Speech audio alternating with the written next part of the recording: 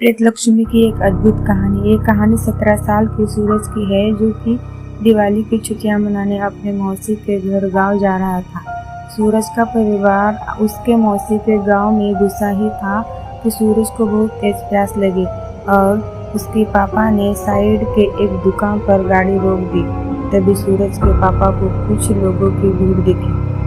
वहाँ वह आसपास खड़े कुछ लोगों से पूछने लगे कि भीड़ क्यों लगी हुई है। कोई कुछ जवाब देता, उससे पहले ही सूरज की नज़र भीड़ के बीच में पड़ी और एक औरत की लाश पर गई। उस लाश को देखते ही सूरज को ऐसा लगा कि कोई परछाई उसे छू कर गुजरी है। तभी सूरज का ध्यान सड़क पर पड़े उस औरत के सजने और संवरने के सामान पर गया। उसने सबसे नजरें चुराते हुए वहां से एक कड़ा उठा लिया। इतनी देर में सूरज के पापा उसे बुलाने लगे। उसने जल्दी से वह कड़ा अपनी पॉकेट में रखा और वहां से चला गया। अपनी मौसी के घर पहुंचने के बाद सूरज सबसे थोड़ा अजीब सा बर्ताव करने लगा। उसके घर वालों को लगा कि वह उस सड़क पर लाश को देखकर डिस्टर्ब हो गया है, पर सूरज का ध्यान अभी भी उसके पास रहे उस कड़े पर था। वह अपने कमरे में शीशे के सामने उस कड़े को पहनकर देखता और मुस्कुराता रहा। एक दिन जब सूरज अपने कमरे में उस कड़े को पहनने खड़ा तो उसका मन किया कि वो पूरी तरह लड़की बन जाए। वह श्वेता के पास गया और उससे उसके सजने संवरने का सामान मांगने लगा।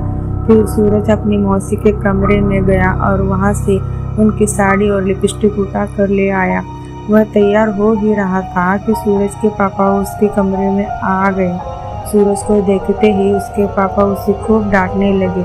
सूरज ने रोते हुए कहा कि वह लड़की बनना चाहता है। यह सुनकर उसके पापा बेहद गुस्से में आ गए और उसे बुरी तरह पीटने लगे और उसका कमरा बाहर से बंद करके चले गए।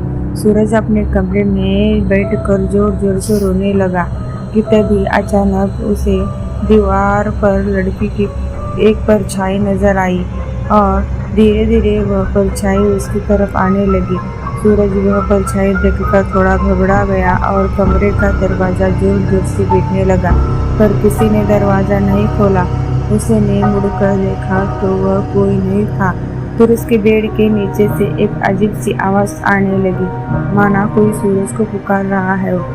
सूरज ने जैसे ही बेड के नीचे देखा तो वह उसी औरत की लाश पड़ी थी जो उस दिन सड़क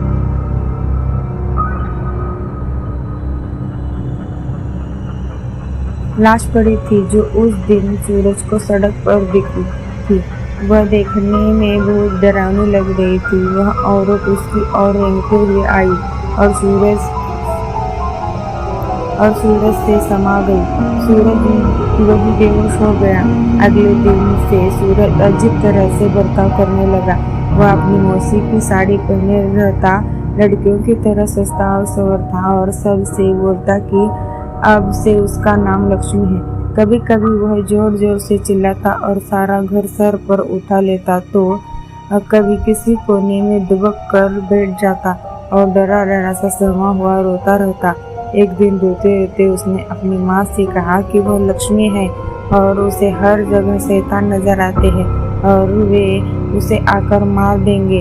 उसने कहा उस शैतान के पैर उल्टे हैं, दांत खून से सने हुए हैं और लंबे नाखून हैं जिनसे वो उन पर हमला करना चाहते हैं।